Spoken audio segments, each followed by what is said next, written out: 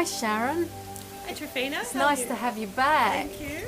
And having just gone through the 5-year anniversary of Hurricane Katrina, and you being one of the only Australian people intimately affected by that experience, is that correct? One of the only mothers maybe? Yeah, or? it's funny that you should put it that way, because it's actually surprised me how many people were affected by that, and it was so far away, the other side of the world, and yet it's something everybody remembers, isn't it?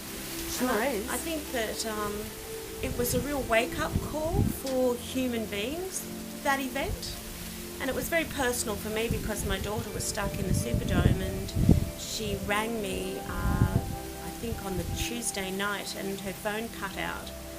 And she said that she was stuck inside the Superdome, and that the army had come up and said to her that they were about to flood. If the water hit the generator, then they would evacuate, and that there'd be chaos. So for her to get near an exit, and it was 5 a.m. in the morning there, she said to me that she tried to get to an exit and they wouldn't let them through to one. So I said to her, well, don't just sit there, just, get up and start, making some noise and finding out how you can get near an exit. So find the man that came and spoke to you if you can. So she was walking through all these sleeping bodies and waking them up. And I don't know if you heard, but there was lots of people that weren't able to get out of New Orleans at the time. And a lot of them were actually people that were on drugs, or just, didn't watch the news and didn't probably have the money to get out of there, and a few shady characters. So, it was a bit rough. And as she was moving, people started swearing at her and telling her off, waking them up. And she started hyperventilating and saying, well, I was fine until I spoke to you. And then the phone cut out and I didn't hear from her again.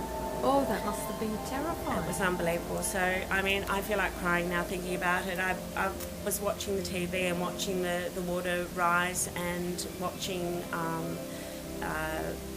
people that were looting, obviously trying to get some food for their families, being shot by the Americans. And as I was ringing the Foreign Affairs people, they were saying, oh, don't worry, America's handling it, it's okay, just relax and wait and see. And I'm saying to them, what would you do if your daughter was in there? Wouldn't you be going over it or trying to get her out? Oh, no, America's got it handled.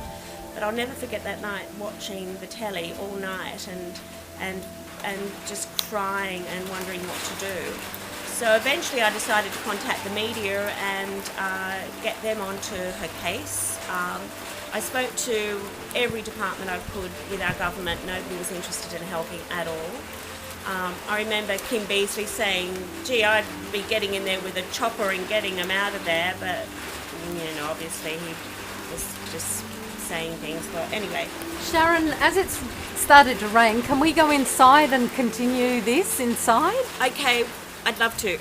Yes.